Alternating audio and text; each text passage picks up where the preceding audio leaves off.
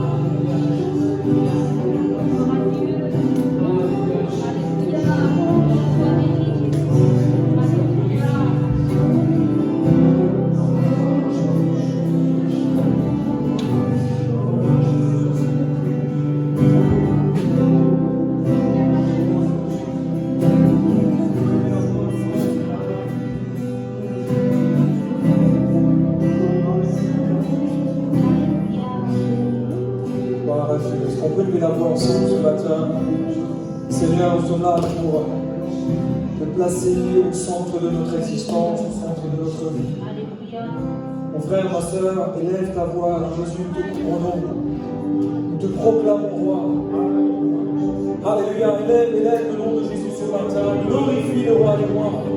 Loue ton Dieu, adore-le. Réclame la pluie du ciel. Ce matin, sur ton existence, sur ta vie. C'est une pluie d'abondance qui se déverse. Alléluia, manifeste-toi. Glorifie ton nom, Jésus. Oh, nom. Alléluia. Loue ton Dieu, loue ton Dieu. Et celui qui t'entend. Alléluia, alléluia.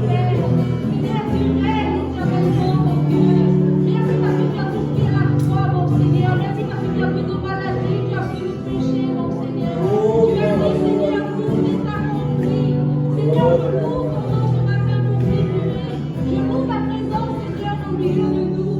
Reçois toute la gloire,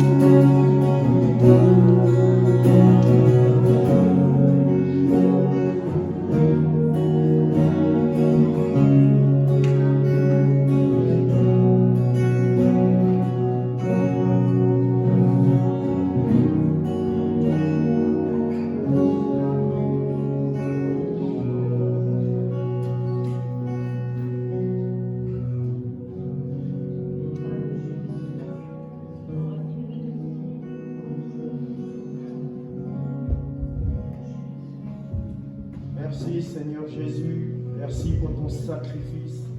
Merci parce que tu es un refuge. Merci parce que petits et grands, nous pouvons nous réfugier en toi.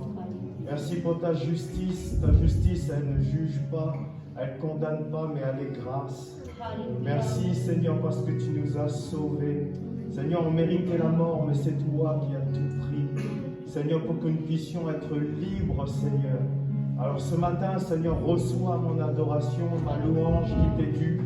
Seigneur, je veux te la donner, Seigneur, parce que tu es mon Dieu. Merci, Père Céleste. Merci, Seigneur Saint-Esprit. Merci, Seigneur Jésus. Mon Dieu est grand. Alléluia. Gloire à toi, Seigneur.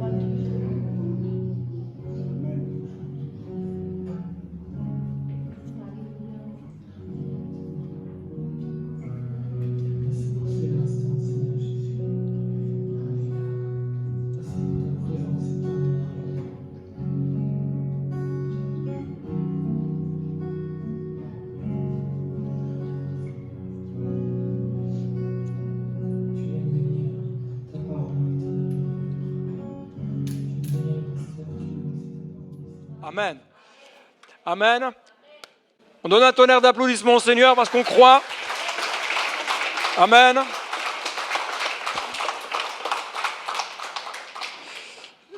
J'aimerais qu'on puisse ensemble ce matin, j'ai souhaité faire une pause dans notre thématique principale qui est la lettre, enfin les lettres aux 7 églises, parce que en tout cas, en début de semaine, il s'est posé sur mon cœur quelque chose. Voilà, Dieu me disait, écoute, ça serait bien de faire une pause et de parler de cet amour extraordinaire de Christ. Parler de ces moments que Dieu veut avoir avec chacun et chacune d'entre vous, des moments d'intimité, de profondeur, de cœur à cœur, des moments qu'il désire véritablement avoir avec vous. L'intimité du cœur de Dieu, ce n'est pas que pour les autres. C'est pour toi. Amen. Pour toi, parce que Dieu a prévu quelque chose d'extraordinaire dans ta vie. Et ce qui est venu dans mon cœur ce matin, cette semaine, c'est que vraiment, il y avait deux axes qui se sont posés plus particulièrement. Déjà, vous expliquer un peu pourquoi. Alors, je ne suis pas, vous inquiétez pas, j'ai bien les deux pieds sur terre, je suis bien enraciné. Mais à un moment donné, mon esprit s'est projeté dans le ciel et vraiment, il y avait comme Dieu me disait, maintenant c'est le temps de prendre du temps pour être à mes pieds. D'accord, j'ai tendu un alléluia, un petit amen. Normalement, vous allez dire, ouais, amen, yes. Et dans les deux choses, il y avait comme un appel de la part de Dieu, en tout cas qui nous rappelait et qui veut nous rappeler tout cet amour extraordinaire qu'il a pour nous et qu'il a pour chacun d'entre vous. Souvent, on parle de l'amour de Dieu, on dit oui, c'est vrai, Dieu nous aime, alléluia, et comme on est super spirituel, on cite Jean 3,16 sans problème, à l'endroit, à l'envers, en diagonale, on connaît le texte par cœur, mais est-ce qu'on connaît véritablement l'amour de Christ ? Est-ce qu'on connaît cet amour extravagant ? Est-ce qu'on connaît cet amour qui s'est manifesté ? Celui qui va t'amener à un épanouissement dans ta vie spirituelle. Et là, il n'y a pas d'amen. Bon, mais c'est pas grave, je pense que c'est la neige. Mais comme il n'y a pas de neige, donc je me pose des questions. Deuxièmement, c'est un appel à venir et tout simplement à nous tenir davantage au pied de celui qui règne de toute éternité. C'est-à-dire que Dieu veut avoir avec toi ce moment d'intimité. Et pas un moment d'intimité une fois le dimanche matin, parce que c'est le dimanche matin. Dieu va avoir une relation avec toi tous les jours de la semaine. Il veut te parler tous les jours de la semaine. Il veut te renouveler tous les jours de la semaine. Il a une parole de Dieu pour toi. Alléluia quand même, hein ? Vous êtes en forme ce matin, hein ? Alors, dans les temps troublés que nous vivons, personnellement, j'ai ressenti dans mon cœur, en tout cas de la part du Seigneur, à venir tout simplement au trône de la grâce. Faire une pause un peu dans cette étude de la lettre aux 7 églises, qui est quand même assez prenante, qui est assez... je pense que c'est bien de temps en temps de digérer un petit peu. Pas trop en donner, mais comme ça, voilà, on fait une petite pause. Et j'aimerais voir avec vous ce que Paul dit dans l'épître aux Éphésiens, pardon. Il dit, voilà pourquoi je plie les genoux devant le Père de notre Seigneur Jésus-Christ, de qui toute famille dans le ciel et sur la terre tient son nom. Je prie qu'il vous donne, conformément à la richesse de sa gloire, d'être puissamment fortifié par son esprit dans votre être intérieur, de sorte que Christ habite dans vos cœurs par la foi. Je prie que vous soyez enracinés et fondés dans l'amour, pour être capable de comprendre avec tous les saints. Alors là, tous les saints, ce n'est pas ceux qui ont été béatifiés. Hein. On est d'accord. Hein. C'est ceux qui ont donné leur cœur à Christ. Ceux qui sont passés des ténèbres à la lumière, ils sont devenus saints, dans le sens où ils ont été rachetés. Ils font partie du peuple de Dieu. Et pour ça que Paul dit avec tous les saints, quelle est la largeur, la longueur, la profondeur et la hauteur. Ceux qui sont bons en maths, normalement, vous allez comprendre. De l'amour de Christ. Et de connaître cet amour qui surpasse toute connaissance, afin que vous soyez remplis de quoi ? D'un petit peu de la plénitude de Dieu, de quelques gouttes de la plénitude de Dieu. Juste de temps en temps, une petite manifestation du Saint-Esprit dans votre vie. De toute la plénitude de Dieu. Moi, j'ai une question à te poser ce matin. Quelle est la plénitude de Dieu que tu vis dans ton quotidien ? Réponds pas, hein, surtout. Hein. Garde bien, je sens dans ton cœur, il ne faut vraiment pas vous exposer. Mais c'est la question à vous poser. Quelle est la mesure de l'abondance de Dieu que tu vis au quotidien? Moi, je vais vous dire honnêtement, je suis attristé de voir si peu d'enfants de Dieu désirer davantage vivre les profondeurs de Dieu. On s'habitue, on vit une religion, on est content, on vient le dimanche matin à la messe, au culte, mais on ne vit pas Dieu en réalité. On repart le dimanche, après le culte, on dit « Ah, c'était bien, on a passé 2 heures sympas ». Mais est-ce que tu vis vraiment les profondeurs de Dieu dans ton quotidien? Moi, je vous l'ai déjà dit, vivre une religion, ça ne m'intéresse pas. Je suis un anti-religieux. Je n'aime pas la religion. Parce que Dieu n'a pas créé la religion. Et Dieu ne veut pas d'une religion. Dieu veut avec toi une relation, un cœur à cœur. Il veut que tu puisses vivre davantage les profondeurs, l'amour de Dieu d'une manière abondante. Gloire à Dieu. Merci pour ceux qui suivent. Alléluia. C'est aussi la prière de mon cœur pour vous ce matin.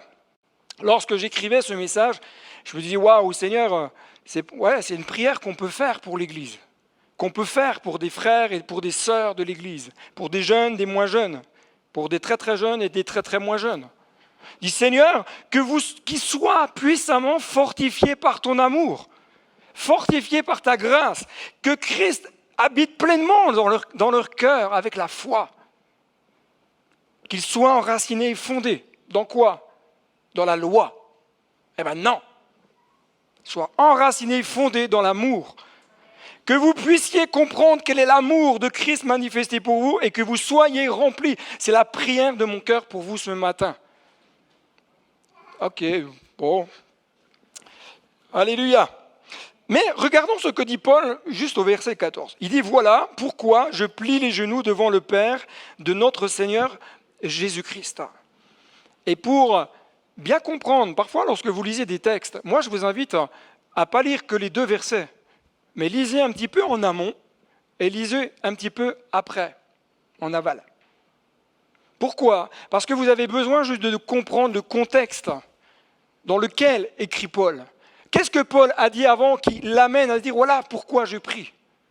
Et au verset 12 et 13, il dit, c'est en Christ, par la foi en lui, que nous avons quoi? Que nous avons la liberté de nous approcher de Dieu avec confiance. Aussi, je vous demande de ne pas perdre courage à cause des souffrances que j'endure pour vous. Elles sont votre gloire. Waouh! La liberté est en Christ. Je disais hier, j'étais en préparation au baptême avec quelques personnes, je leur disais hier, ce qui est incroyable, c'est que lorsqu'on est sans Christ, nous sommes esclaves des passions, du péché, etc., etc. D'accord? Quand on devient enfant de Christ, on est quoi? On est esclave de Christ. Alors là, vous allez me dire, mais pourquoi pasteur? Alors du coup, d'un esclavage, on arrive à un autre esclavage. Il y a un truc qui ne colle pas. Allons un peu plus loin dans la réflexion. Lorsque vous êtes sans Christ, vous êtes esclave de l'état d'esprit du monde. Vous êtes esclave des raisonnements. Vous êtes esclave du péché. Vous êtes esclave de vos passions. Vous n'en avez pas, ne vous inquiétez pas. Pourtant, le diable vous dit, mais tu es libre de faire ce que tu veux de ta vie. En réalité, vous êtes esclave. Et le diable vous fait croire que vous êtes libre. Alors qu'en Christ, il vous libère de vos passions, de vos addictions, du péché, de l'état d'esprit du monde. Et pourtant, vous êtes esclave de Christ, c'est-à-dire dépendant de Christ. Pas avec des menottes, hein. Christ nous a rendus libres de tout ce qui nous tenait dans l'oppression, de tout ce qui nous empêchait d'avancer pour qu'on puisse vivre pour sa gloire et un jour être avec lui dans le ciel. Vous êtes libre en Christ. La possibilité de vivre des moments d'intimité avec Dieu nous est donnée. J'aime beaucoup cet amour extravagant. J'aime beaucoup ce chant. Pourquoi? Parce que c'est cet amour manifesté un jour pour moi qui me permet d'être réconcilié avec Dieu.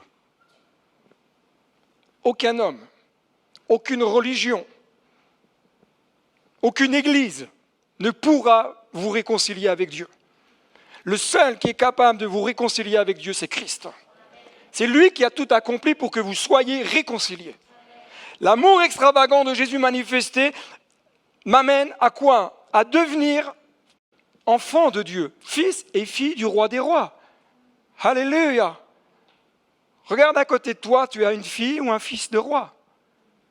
D'accord. Ok, là vous êtes vraiment convaincus. Je vois que vous êtes très contents d'avoir à côté de vous un prince, une princesse, un ambassadeur, ou derrière Lucien. L'amour extravagant a été manifesté pour que nos noms puissent être inscrits dans son livre de vie. Waouh! Il y a dans le ciel un livre. Daniel, ton nom est inscrit dans le ciel.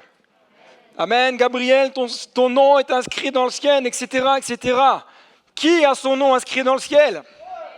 Ok, ceux qui n'ont pas levé la main, on va prier pour vous. Alléluia! L'amour extravagant était manifesté pour que nous puissions quoi? Expérimenter dans notre quotidien la puissance de toute la grâce. Et vous savez, aujourd'hui, beaucoup de chrétiens ne vivent pas dans la grâce. Il y a comme une mauvaise compréhension de ce qu'est la grâce. Certains comprennent la grâce, c'est faire ce que je veux. Je vis dans le péché, je fais, mais c'est pas grave. Dieu dans sa grâce va me pardonner. Il sait bien. Non, ça c'est pas la grâce. Ça c'est se noyer dans la grâce. Ça n'a rien à voir. Et quand on se noie, on respire plus. Hein. Mais être dans la grâce, c'est quoi? C'est croire que si le péché abonde, l'amour de Dieu, cette grâce va surabonder. C'est elle qui va m'amener au changement. Et si j'ai chuté, si j'ai fauté, si j'ai fait une erreur, la grâce de Dieu va venir et dire, allez, je vais t'aider à te relever. Je vais t'aider à remonter la pente. Je vais t'aider à reprogresser. Je vais t'aider à aller plus loin. Mais l'amour de Dieu, cet amour extravagant, c'est cette grâce qui se manifeste dans notre quotidien. Quand on est faible, ça c'est pas vous, c'est moi. Quand parfois on doute, c'est pas vous, ça m'arrive à moi.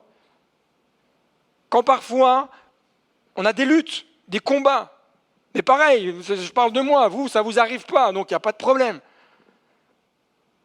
Lorsqu'on fait des erreurs, ça c'est vous, pas moi. Il n'y a que la grâce qui peut nous aider dans des temps comme ça. Lorsque tout devient difficile, lorsque tout semble se fermer, lorsque on ne voit pas d'issue, lorsqu'on est comme dans un tunnel et qu'on ne voit pas le bout du tunnel. La grâce de Dieu se manifeste en tout temps. Et quand Paul parle de confiance, il nous parle littéralement d'assurance. Avoir cette assurance que l'amour de Jésus a été manifesté.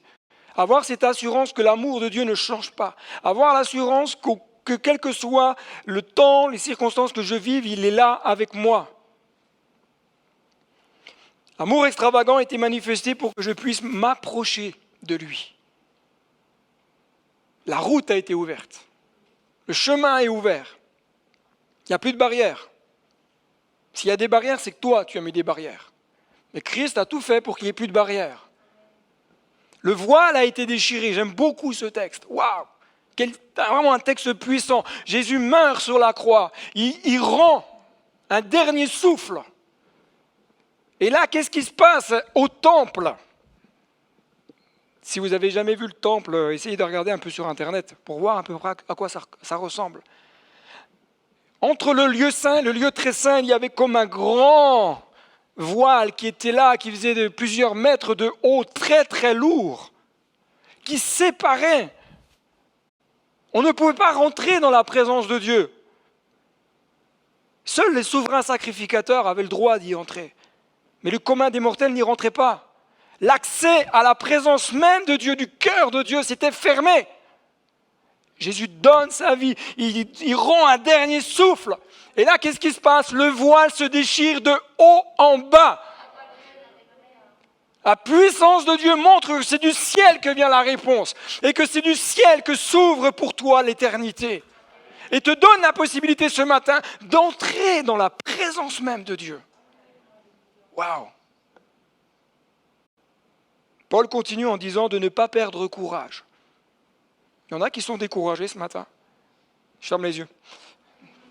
Non, parce que vous allez peut-être être gênés si je regarde. Certains sont découragés à cause de la souffrance qu'ils endurent. Peut-être des épreuves, peut-être d'autres choses. La séparation peut nous amener à perdre courage. Mais j'aimerais te dire ceci. L'amour de Christ n'est pas conditionné au temps et aux circonstances. C'est pas que quand tout va bien que l'amour de Christ se manifeste. C'est pas que quand tout est clean, que l'amour de Dieu se manifeste. Non, l'amour de Christ n'est pas conditionné. Il t'aimait hier, il t'aime aujourd'hui, et il t'aimera demain. J'aimerais que tu puisses le dire ce matin, non pas pour réciter, vous savez, comme dire, allez, on va réciter un super texte, non.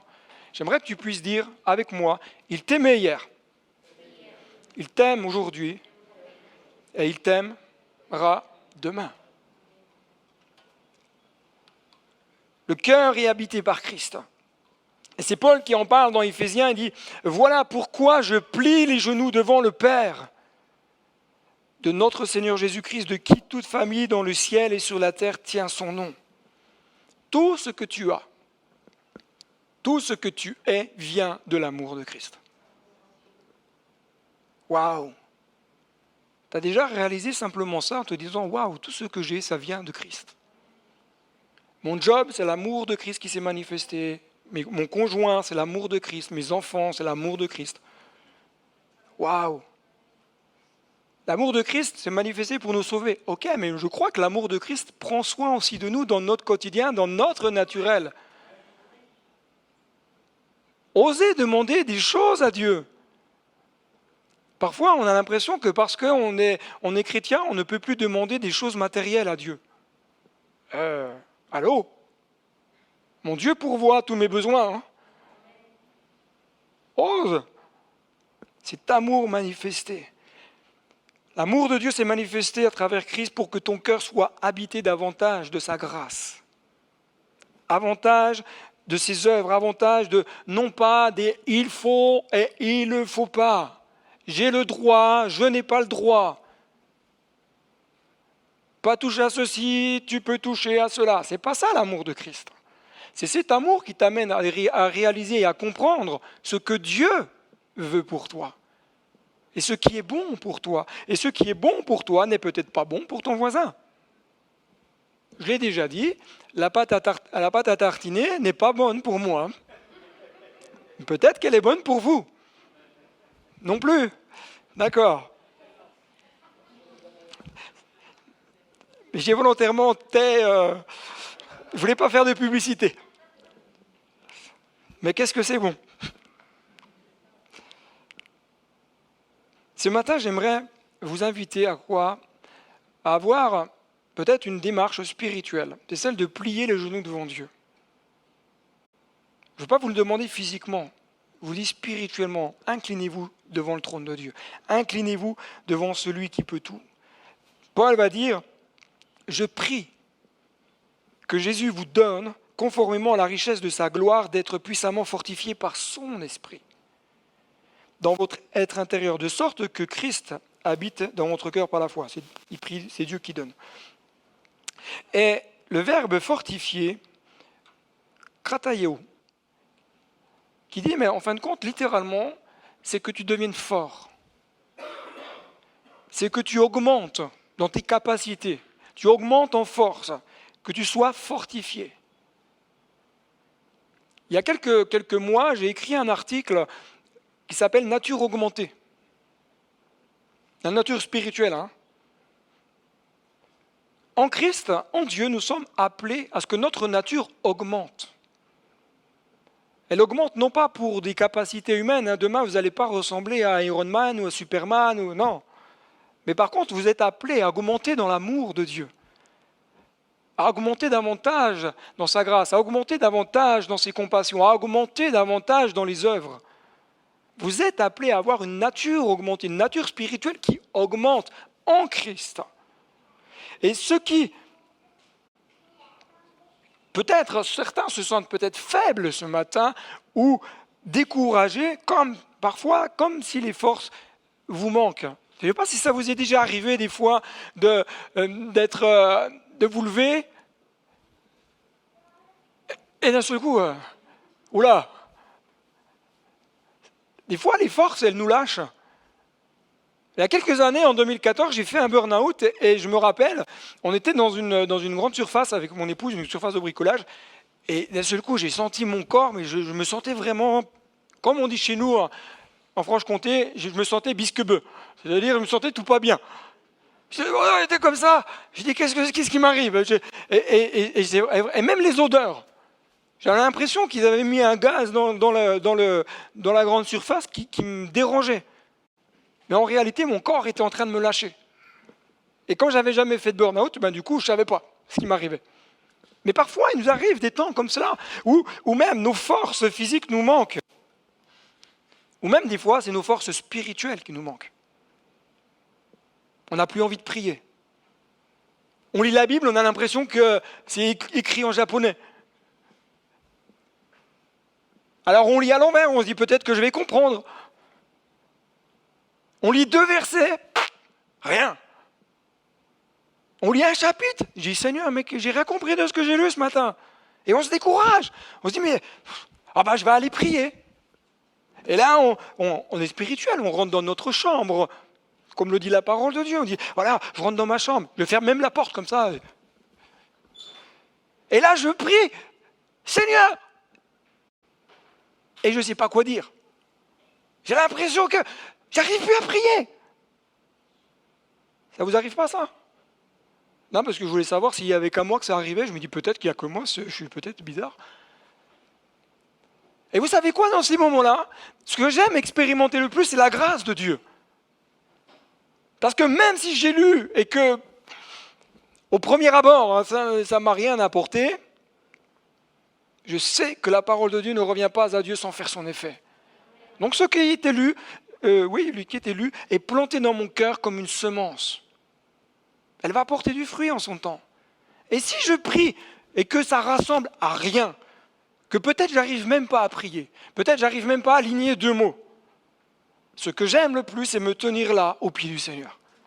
Je dis, Seigneur, écoute, je ne suis pas très en forme, peut-être que je vais te dire, ça va ressembler à rien, mais ce que je sais, c'est que je suis au bon endroit. Tu connais mon cœur, même si mes mots qui vont sortir, ça va ressembler à rien, mon cœur, il est là, et il désire simplement plus de toi et plus de ta présence. Et se dire, waouh, je veux me laisser toucher par l'amour de Dieu, je veux me laisser fortifier, je veux que vraiment cette nature spirituelle en moi augmente. Le désir de Christ n'est-il pas de te rendre fort par son esprit dans ton être intérieur, afin que quoi? Afin que la vie abondante de Christ puisse se déverser et habiter en toi. C'est ce que Dieu veut ce matin pour toi. Alors, Paul parle de quoi? Parle d'une église qui doit être enracinée et fondée. Et il va dire dans Éphésiens 3, chapitre 3, verset 18, « Je prie que vous soyez, quoi? Enracinés et fondés dans quoi? Soyez enracinés et fondés dans l'amour. » Cette prière de Paul, moi je vous pose la question, et là je vais vous demander de répondre avec toute l'honnêteté de votre cœur. Cette prière de Paul, est-ce que ça ne devrait pas être la prière de l'Église aujourd'hui? J'ai entendu un Amen. Est-ce que ça ne devrait pas être la prière de l'Église? Priez pour que chacun, chacune soit enraciné et fondé dans quoi? Dans l'amour. Prenez du temps pour prier pour les frères et sœurs de l'Église. Non pas pour dire Seigneur, change son cœur, mais dis Seigneur, fortifie-le, enracine-le, qui soit fondé dans cet amour qui vient de toi. Cette prière est une prière puissante et j'aimerais peut-être dire simplement comme ceci. Imaginez Paul qui dit « Église d'Épernay, ma prière, c'est que tu sois enraciné et que tu sois fondé dans l'amour de Christ. Pour vivre le ciel sur la terre, tu es appelé à puiser davantage au quotidien tes ressources dans la parole et dans le cœur de Dieu. » Le verbe enraciné, du grec rhizo, qui dit, en fin de compte, c'est être renforcé dans ses racines. C'est rendre ferme, fixer, établir, faire qu'une personne ou une chose soit complètement enracinée, c'est-à-dire bien fondée. Hein, parfois, on dit « Ah, mais ils sont bien enracinés dans leurs habitudes. Hein. » C'est-à-dire que, allez-y pour les déloger, quoi. Il y a quelques années, j'ai eu un collègue qui avait un certain âge, ou un âge certain, comme vous voulez. Lorsque j'ai pris du temps avec lui pour l'amener avec moi dans une projection de changement, etc., il m'a dit « Pas de problème, je suis d'accord avec tout ce que tu as écrit. » Et là, j'ai fait « Jusqu'au moment où il a dit « Mais moi, je ne veux pas changer de bureau. » Enraciné. L'aspect géographique avait plus d'importance sur le fond du changement. C'était incroyable. Parfois, on est enraciné dans des vieilles habitudes. Hein. Et ce n'est pas parce qu'on a 90 ans. Hein. Des fois, on peut avoir 15-16 ans et on est vachement enraciné déjà dans certaines choses. Hein. Enraciné, mais en Dieu. Quelque part, renforcer ses racines. Tes racines, qui sont les tiennes. Tes racines doivent aller puiser où? Dans la bonne terre.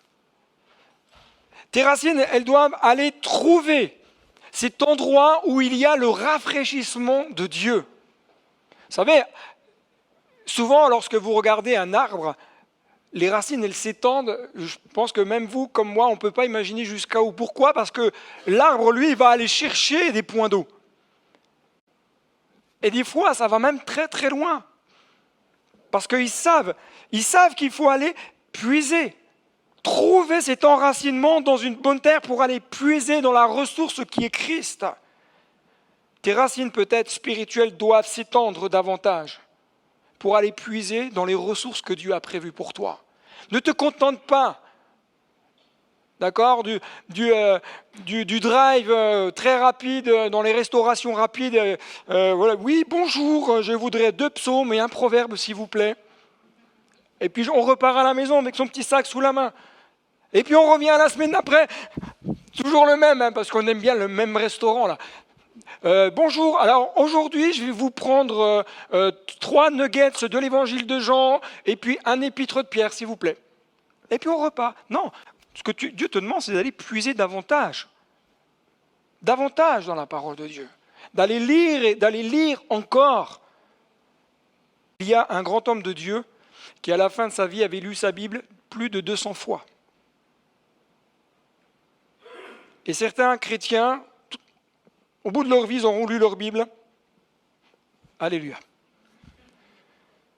Et cet grand homme de Dieu, on lui a posé la question, on dit, mais qu'est-ce que tu aimerais encore aujourd'hui faire à la fin de ta vie? Lire la Bible. Parce que plus on lit, plus on se rend compte qu'on a besoin encore de découvrir des choses. On découvre encore des choses extraordinaires, on dit, waouh, davantage, on découvre des choses avec Dieu. Le psalmiste va dire, il y a d'abondantes joies devant ta face, des délices éternelles à ta droite. Paul, dans l'épître aux Éphésiens qu'on a lu précédemment, nous parle d'être fondé dans l'amour. Hop là, je ne sais plus où est le texte. Voilà, fondé. C'est-à-dire quoi? Poser fondement, rendre stable, établi. Je le dis souvent, et je le répète, et je le répéterai encore, votre fondement doit être uniquement la parole, sola scriptura. L'écriture seule, la parole de Dieu. Votre fondement, quand elle s'appuie sur la parole de Dieu, elle vous amène à bâtir sur qui? Sur Christ. Christ est la pierre angulaire, nous dit la Bible. C'est quoi? C'est celle qu'on mettait là, c'est la principale de l'angle. C'est avec celle-là qu'on démarrait la construction. On l'a placée à un endroit stratégique en lui donnant une orientation.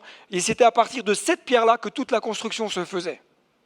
Ta vie spirituelle, si tu veux qu'elle progresse, doit être fondée sur Christ. Pas sur tes idéologies, pas sur ta religion, pas sur ta conception, pas sur tes choix, mais sur Christ. Et parce que si ce n'est pas Christ qui est la pierre angulaire de ta vie, qui est-ce qui est la pierre angulaire? C'est pour cela qu'il y a tant de vies qui font naufrage. Parce que leur vie, elle se monte, ça ressemble un peu à la tour de Pise. Puis après, on se dit, mais je ne comprends pas, je ne suis pas très bien chez moi. Il faut simplement repartir sur le bon fondement et sur des bonnes bases. Lorsque le fondement est posé sur un homme, ça s'effondre.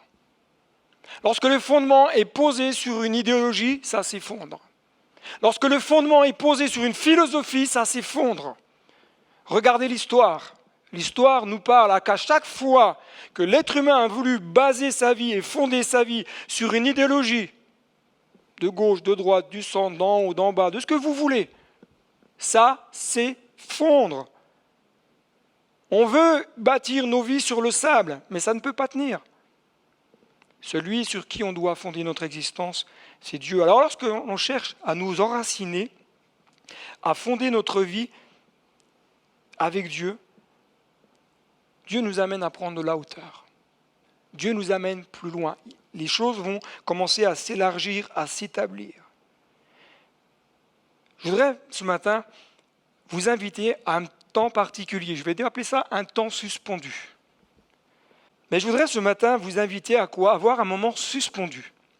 Suspendu avec ce moment un peu particulier où j'aimerais vous inviter à travers du chant à venir au pied du Seigneur. À venir au pied du Seigneur, tout simplement. Dis Seigneur, voilà, c'est à tes pieds que je veux me tenir. C'est devant toi que je veux me placer. Ce n'est pas devant des hommes. Je vous laisse en compagnie de Karen et de Gabriel. Vous pouvez les applaudir parce que vous savez, c'est du stress là. Et là, du coup, je leur ai mis 2 fois plus de stress. Je vous laisse juste en leur compagnie quelques moments et puis on se retrouve tout de suite après.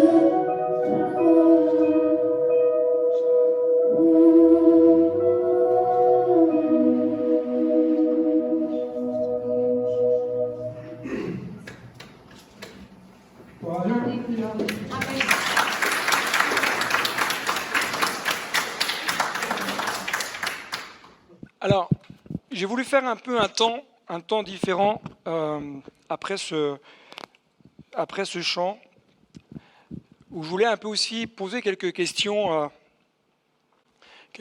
Karen et Stéphane. Alors, vous faites comme si vous étiez sur un plateau télé, hein. C'est un peu l'idée. Donc, moi, je vais surtout me tourner vers eux, parce que je vais discuter avec eux, prendre un moment, pour comprendre aussi, des fois, vous savez, on chante certains chants, on ne connaît pas forcément l'histoire du chant, ni celui qui a écrit la chanson, etc., etc. Et le but, là, c'est de pouvoir aussi comprendre un peu le cœur. Et c'est moi qui leur ai demandé de reprendre cette composition, parce qu'à tes pieds, ça allait dans le sens un peu du message. Et je trouve ça très intéressant. Alors, Karen, tout démarre par toi. Vas-y, souffle un peu, tout va bien. Tout va bien, il n'y a pas 25 millions de spectateurs qui vont t'en regarder, il y en a juste 24 260.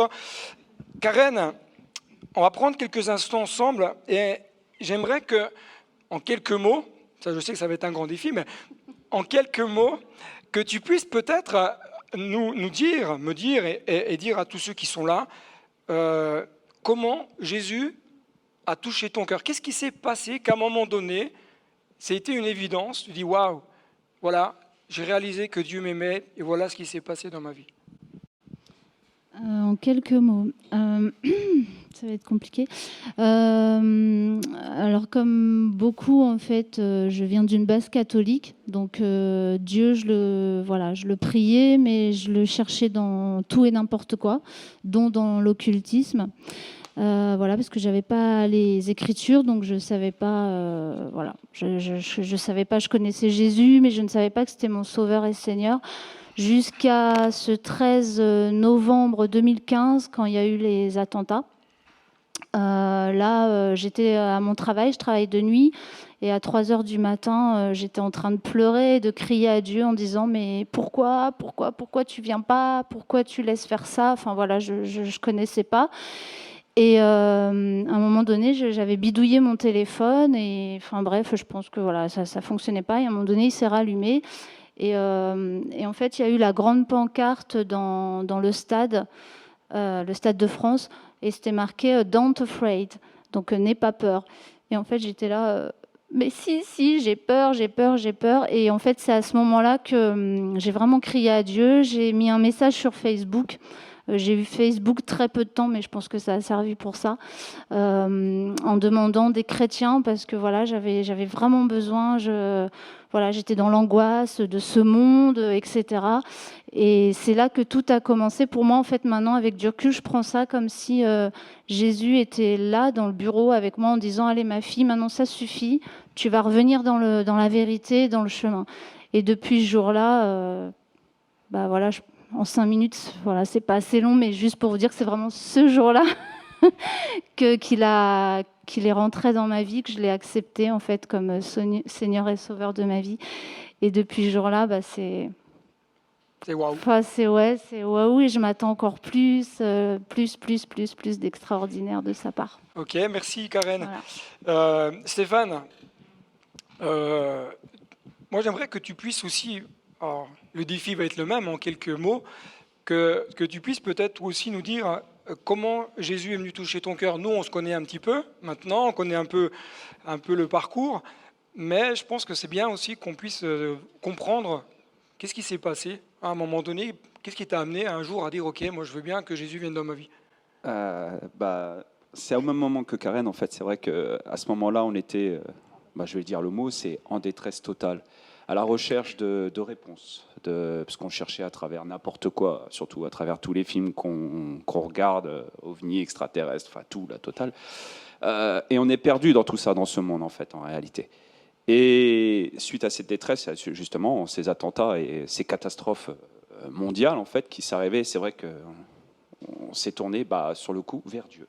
Et on a eu la réponse. On n'a pas, c'est Dieu qui nous a choisis, dans le sens où on est arrivé dans une église évangélique, effectivement, et on a été, moi pour ma part, j'ai été touché par l'amour et la chaleur de l'Église qu'elle dégageait par la louange, l'adoration, les prières. Les premières fois quand on y va, c'est vrai que c'est spectaculaire, surtout de parler en langue, mais voilà. Et ça, c'était la première fois que Dieu m'a touché, la première fois. Mais il y a eu une deuxième fois, après mon baptême, parce que là, j'étais touché, mais je me battais encore contre Dieu. Je me battais parce que voilà, fallait que je découvre est-ce que c'est bien ça, voilà. Et il y a eu la deuxième fois où j'étais encore au bureau, au centre-ville, et je travaillais. Et les choses ont pris une tournure catastrophique. Tout financier, notre couple, enfin voilà, j'étais dans un désespoir total, déprimé total.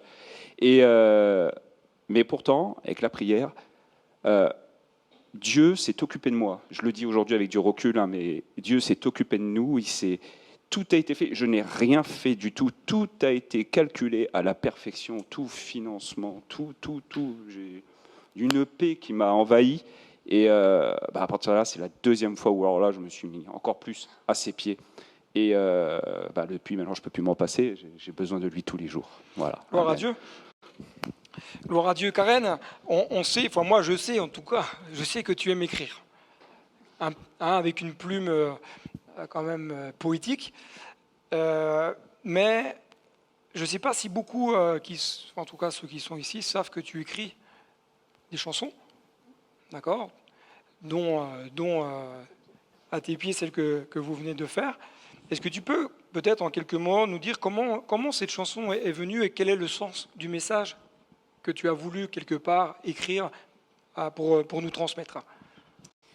Alors en fait, faut savoir que j'ai 2 musiciens à la maison et en fait, ils me demandent régulièrement d'écouter leurs mélodies pour que j'écrive dessus.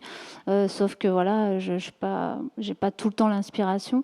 À tes pieds, en fait, c'est Gabriel qui a commencé à vouloir me faire écouter une compo qu'il a faite.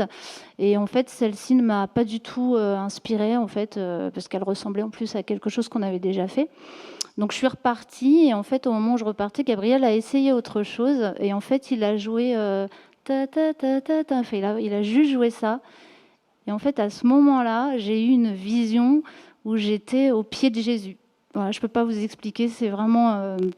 Enfin bref, voilà. Et puis j'ai dit à Gabriel, joue encore, joue encore, joue encore.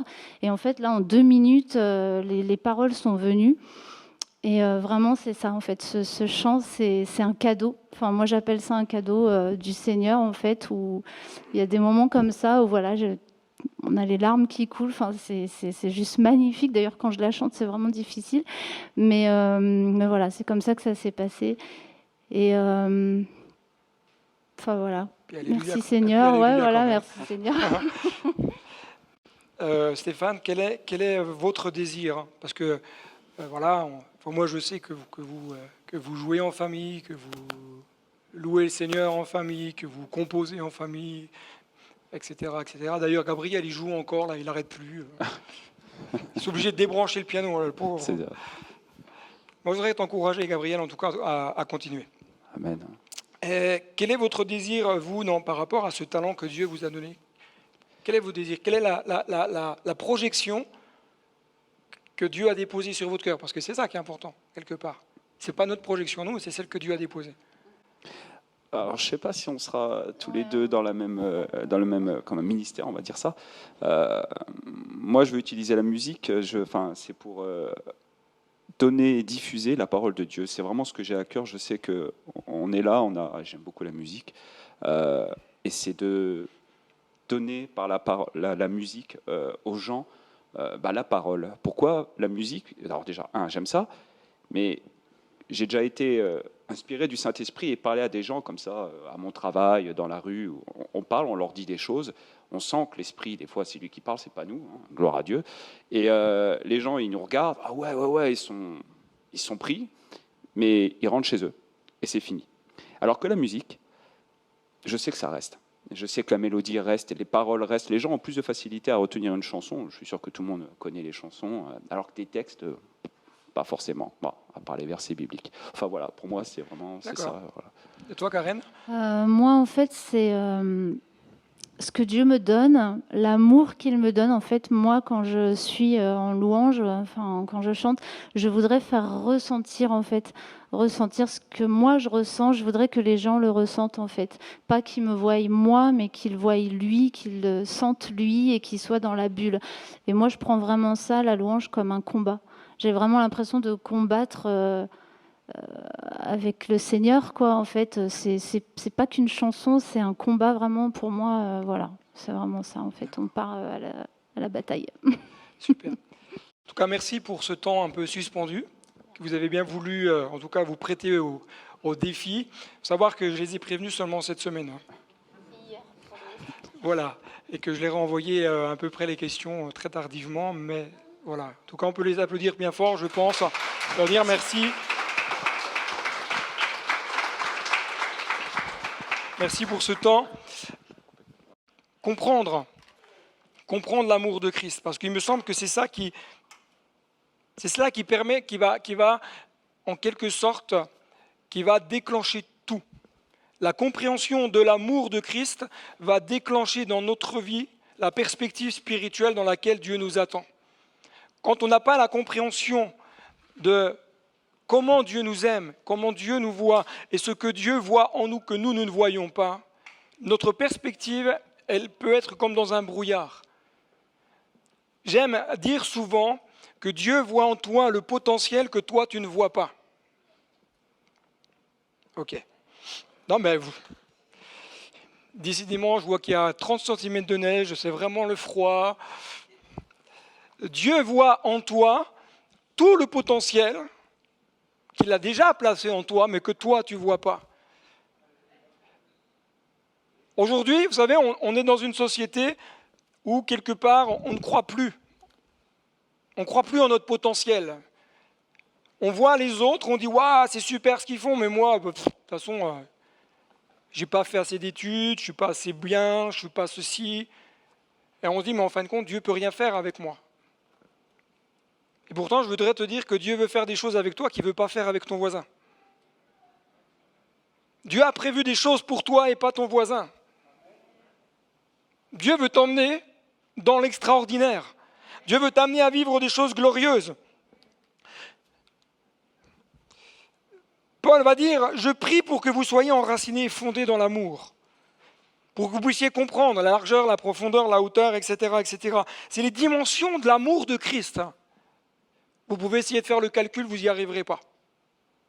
Comprendre l'amour de Christ en calculant longueur fois largeur, fois profondeur, fois hauteur, alors là, j'ai un truc qui ne colle pas. Parce que l'amour extravagant de Christ ne peut pas être défini par des mots humains. L'amour extravagant de Christ, c'est un amour puissant. Mais vivre l'amour de Christ, non pas superficiellement, mais d'une manière beaucoup plus profonde chaque jour. C'est-à-dire la largeur, du grec platos. La largeur de l'amour de Christ, ça va suggérer quoi? Ça va suggérer l'étendue de l'amour que Dieu a pour toi. Dieu t'aime d'un amour très, très, très, très large. Non pas d'un amour restrictif, que nous parfois on imagine. Dieu m'aime comme ça. Il n'y a pas de limite à l'amour de Dieu pour toi. L'amour de Dieu, c'est quoi? C'est la longueur. C'est-à-dire quoi? C'est un amour qui parle de splendeur, de majesté, qui nous parle de toutes les grandeurs, de toute la bénédiction que Dieu veut déverser sur ta vie. La grandeur de l'amour de Dieu ne se limite pas qu'à quelques petites bénédictions dans ton existence. Dieu veut t'amener plus loin. Dieu veut que tu vives autre chose. La profondeur, du grec bathos, parle de la profondeur du cœur de Dieu. Un amour profond, insondable, tellement profond que c'est profond. Profond de chez profond. La hauteur du grec upsos. Le grec upsos nous parle de quoi? Et c'est super intéressant de ce qu'on s'arrête 30 secondes là. Le grec upsos nous parle quoi? Nous parle de lieu. La hauteur. Le lieu, le ciel, la position élevée. L'amour de Dieu est le plus élevé qu'il y ait sur terre. Ok. Je vais peut-être leur dire parce que je pense que j'ai dû parler grec un coup là. L'amour de Dieu, l'amour le plus élevé qui existe. Amen. L'amour de Dieu est aussi élevé qu'il veut se déverser dans ta vie ce matin. Nous tenir au pied de Christ pour comprendre, quelque part, dans un certain sens, la mesure de cette grandeur d'amour. Largeur, profondeur, hauteur, longueur. Laisse-toi aimer par Dieu. Laisse son amour t'envahir peut-être tout à nouveau ce matin. Ne limite pas, ne refuse pas, ne retiens pas l'amour de Dieu qui veut se manifester. Prendre du temps avec Dieu, ça va te permettre de découvrir combien Dieu t'aime. Et voir toute l'étendue de son amour dans ta vie. Prendre du temps avec Dieu dans cet amour profond, ça va faire quoi? Ça va t'amener à vaincre toutes les pensées de culpabilité qu'il y a dans ton existence. L'amour de Dieu ne culpabilise pas. Dieu ne culpabilise pas. Ça, c'est le diable. L'amour de Dieu déculpabilise. Il t'amène à la liberté. Il t'amène à dire non, tu es affranchi de tout cela. Tu n'es pas parfait. Je parle de moi là. Tu n'es pas parfait. Tu as des défauts, mais je t'aime. Je t'aime parce que je sais ce que je vois en toi. Et je vais t'amener en progression. Je vais t'amener au changement. Alors ne culpabilise pas si un matin tu as peut-être du mal à prier. Ou si peut-être tu as du mal à lire les psaumes. Ou peut-être parce que tu as du mal à avancer. L'amour de Christ. Deuxième déclaration importante. Elle va te dire quoi? C'est que tu as une place privilégiée dans le cœur du Père. Waouh! Tu as une place dans son royaume. Troisième déclaration. C'est en se tenant à ses pieds que tu recevras davantage la révélation du cœur de Dieu. Tu veux comprendre ce que Dieu attend de toi, ce qu'il voit en toi, passe du temps avec lui. Lui va te révéler, par son amour, par son esprit, comment il te voit et ce qu'il veut de toi et où est-ce qu'il veut t'emmener. L'amour. Et si aujourd'hui, peut-être que c'est comme ça dans ton cœur, tu dis, mais moi j'ai l'impression que rien ne se dessine dans ma vie, j'ai l'impression que c'est un peu le brouillard, c'est un gros brouillon. Personnellement, quand je fais un dessin, ça c'est toujours un brouillon, ça ressemble jamais à rien. Mais lorsque Dieu commence à dessiner ta destinée, le premier trait de crayon de la part de Dieu, c'est déjà une bénédiction dans ta vie. Toi, tu vois peut-être qu'un trait, mais Dieu déjà a prévu un plan. Là, il y a déjà une perspective. Mais Seigneur, je vois qu'un trait. Il y a une perspective. Il y a un avenir, une espérance pour toi. La perspective, c'est quoi? C'est que demain, tu ailles plus loin. C'est que demain, ce qui t'empêche, qui te bloque dans ta vie personnelle, naturelle, émotionnelle, physique, spirituelle, professionnelle, ce que tu veux, c'est que demain, ta situation, Dieu, un claquement de doigts, et il te sort de tout ça. Il t'amène dans une perspective. Et ça, c'est l'amour de Dieu. Ce n'est pas les œuvres. Tu peux essayer de te battre. Tu peux essayer de faire les efforts que tu veux. De toute façon, entre toi et moi, je vais être honnête, tu n'y arriveras pas. J'ai essayé. J'y arrive pas. Et comme je suis un peu têtu, je réessaye parfois. Je me dis, on ne sait jamais. Mais à chaque fois que j'essaye par mes propres moyens, je me casse les dents. Pourquoi? Parce que tout n'est que grâce. Tout n'est que grâce. Pendant qu'on met la bande son, j'aimerais terminer en te disant mais que là, tu sois rempli de toute la plénitude de Dieu. Ça, c'est ce que Dieu désire pour toi. C'est ce que Dieu attend de toi. Et Paul va dire, sa prière, c'est de connaître cet amour qui surpasse toute connaissance, afin que vous soyez remplis de toute la plénitude de Dieu. Et le mot plénitude du grec pléroma nous parle littéralement d'abondance. La plénitude de Dieu, en fin de compte, c'est que tu vives l'abondance de Dieu. Pas juste le mouvement de l'eau, vous savez, cet homme paralytique qui était là et qui attendait de temps en temps le mouvement de l'eau par un ange. De temps en temps, il se passait quelque chose visiblement à cet endroit-là, à la piscine de Bethesda.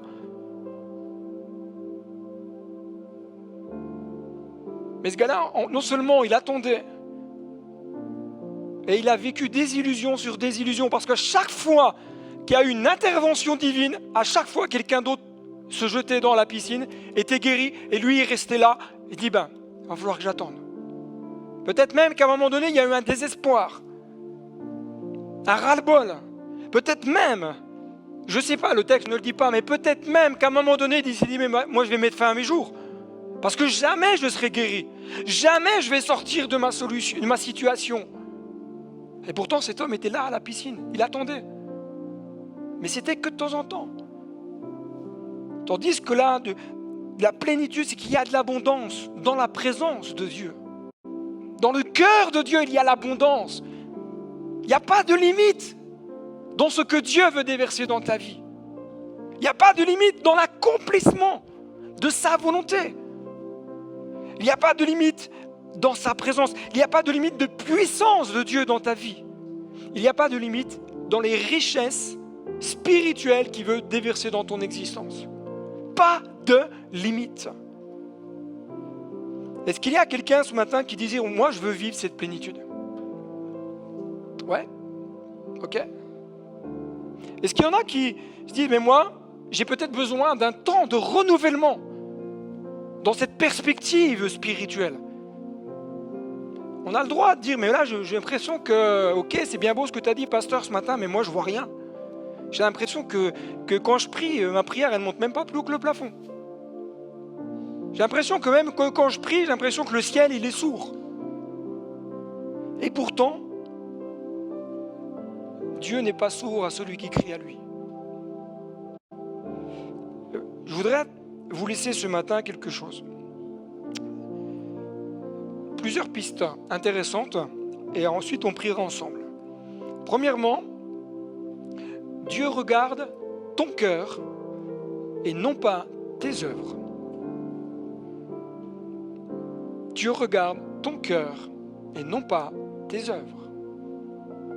Le focus, il doit être placé sur ton cœur, l'attitude de ton cœur. Quelle est la motivation de ton cœur? L'objectif qu'il y a dans ton cœur. Deuxièmement, le désir de Dieu, c'est dans sa pensée, et vous pourrez lire la Bible en long, en large et en travers. La pensée de Dieu, c'est que tu vives à partir d'aujourd'hui une vie d'abondance.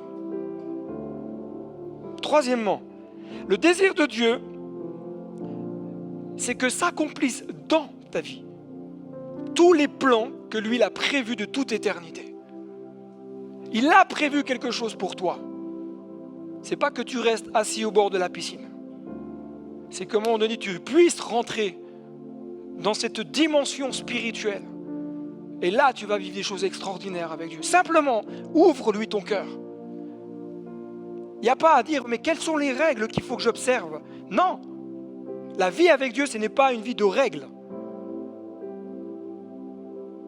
C'est pas il faut pas. C'est juste de dire, j'accepte que Christ vienne habiter dans ma vie. Et c'est Christ qui va me dire ce que Dieu attend de moi. Quatrièmement, le désir de Dieu, c'est que tu puisses vivre dans ton quotidien plus de sa présence chaque jour. Plus de sa présence. Cinquièmement, le désir de Dieu, c'est que tu sois rempli de toute sa puissance. C'est son désir. Alors, refuse toutes ces pensées qui te disent « Mais non, c'est pas pour moi ». Tu es appelé à vivre la puissance de Dieu. Tu es appelé à vivre les miracles. Tu es appelé à vivre l'exercice des dons spirituels. Tu es appelé à prophétiser. Tu es appelé à exercer le don des langues, le don des miracles, le don des guérisons. Tu es appelé. Mon frère, ma soeur, tu es appelé à vivre la puissance. Le désir de Dieu, enfin, c'est que tu sois rempli de toutes les richesses spirituelles qui viennent du ciel. Si nous avions juste un instant, le ciel qui s'ouvrirait et que Dieu nous montrerait toutes les richesses qu'il a prévues, on ferait juste waouh, waouh. ne limite pas ce que Dieu a prévu pour toi. Ne limite pas les richesses et les bénédictions qu'il a prévues de toute éternité pour ta vie. Amen. On incline nos têtes ensemble et on prie. Seigneur Jésus, je bénis ton nom pour ces moments. Je te dis merci pour ces instants. Je te dis merci pour ta grâce parce que tout n'est que grâce. Merci pour cet amour extraordinaire que tu as manifesté afin que nous puissions nos noms puissent être inscrits dans ton livre de vie. Merci parce que c'est toi qui m'as rendu libre. Libre de tout ce qui me tenait dans l'esclavage. Et je bénis ton nom pour ces moments et pour ces instants. Je te loue, Seigneur mon Dieu, pour le miraculeux, l'extraordinaire, pour tout le potentiel que tu as mis en nous. Et je te dis merci parce que ce matin, tu étends tes mains sur tes enfants, sur ceux qui sont là rassemblés, sur ceux qui vont regarder cette vidéo sur Internet. Je te demande de les bénir. Je te demande, Seigneur, de souffler ton esprit maintenant sur leur vie, afin qu'ils soient remplis jusqu'à la plénitude de Dieu, afin que, Seigneur mon Dieu, leur cordage s'étende, afin qu'ils expérimentent davantage qui tu es. Oh, non pas des miettes, non pas des gouttes de temps en temps, et de vivre, Seigneur, cette pluie abondante qui vient du Saint-Esprit. Seigneur, étends ta main maintenant au nom de Jésus. Manifeste-toi. Est-ce qu'on peut élever la voix ensemble quelques moments? Dis, Seigneur, viens, j'ai tellement besoin de cet amour dans ma vie, tellement besoin de cet amour dans mon cœur. Je veux simplement ouvrir mon cœur ce matin et te laisser toute la place et venir te dire, Seigneur, viens inonder. Si tu le désires, je t'inviterai à te lever. Dis, Seigneur, voilà, moi je suis là ce matin. J'ai juste besoin que tu me remplisses. Mon cœur est peut-être desséché, mon cœur est peut-être attristé, mon cœur est peut-être angoissé. Mais ce matin, je viens afin que tu renouvelles en moi toutes tes bontés, toutes tes merveilles, toutes tes grâces. Je veux goûter à cet amour. Je veux goûter à davantage de ta présence. Élevons la voix ensemble. Loue ton Dieu là où tu es. Acclame, réclame. Viens chercher aux portes du ciel toutes les bénédictions qui sont là. Alléluia. Oh Dieu de gloire, étends ta main. Étends ta main sur ceux et celles qui sont là rassemblés. Touche leur cœur. Au nom de Jésus, manifeste ta gloire. Manifeste ta puissance. Manifeste ta grandeur. Alléluia.